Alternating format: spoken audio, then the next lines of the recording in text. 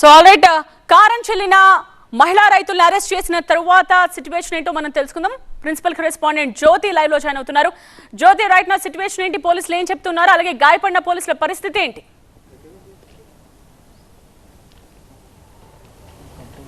నేత్ర, కొద్దిసేపటి క్రితం ఇక్కడ ఉద్రిక్తత పరిస్థితులు చూసాము. ప్రస్తుతం ఆ ఉద్రిక్తత పరిస్థితులు అయితే కంట్రోల్లోకి వచ్చాయి. ఎవరైతే ఈ కారం చల్లినటువంటి కొంతమంది రైతులు కావచ్చు, ఇతర వాళ్ళని సంబంధించినటువంటి ఎవరు ఈ విధంగా చేశారనే దానికి సంబంధించి ఐడెంటిఫై చేస్తున్నారు పోలీసులు. అయితే ప్రధానంగా ఈరోజు ఉదయం నుంచి కూడా మనం అబ్జర్వ్ చేశాము ఎటువంటి పరిస్థితులు ఇక్కడ నెలకొన్నాయి, ఎందుకు ఇలాంటి పరిస్థితులు వచ్చాయనే దానికి సంబంధించి కూడా మనం చూసాము. అయితే ప్రధానంగా ఏవైతే బుల్లెట్ ప్రాజెక్టు పనుల్లో భాగంగా ఈ యొక్క అంటే భూములకు సంబంధించి భూమికి భూమే తిరిగి ఇవ్వాలంటూ కూడా ఒకవైపు రైతులు డిమాండ్ చేస్తూ ఉన్నారు. ఈ క్రమంలోనే ఒకవైపు డీసీపీ యోగేష్ గౌతమ్తో పాటు ఇతర పోలీసు అధికారులు కావచ్చు, ఇతర హైడ్రా సిబ్బంది కావచ్చు, వీళ్ళంతా కూడా ఇక్కడ ఉదయం నుంచి కూడా ఉన్నటువంటి పరిస్థితి. అయితే తాము శాంతియుతంగా ఈ యొక్క నిరసన తెలుపుకోవాలి, కానీ మీ ప్రొటెక్ట్ చేస్తున్నటువంటి పోలీసుల మీద ఎదురుదారికి తెగబడితే మాత్రం ఖచ్చితంగా కఠినమైనటువంటి చర్యలు తీసుకుంటామంటూ కూడా ఒకవైపు పోలీసులు హెచ్చరిస్తూ ఉన్నారు. మనం చూస్తూ ఉన్నాం, ఎక్కడైతే ఇక్కడ ఒక టెంట్ వేసుకొని అక్కడ పోలీసులంతా కూడా ఈ యొక్క నిరసన తెలుపుతున్న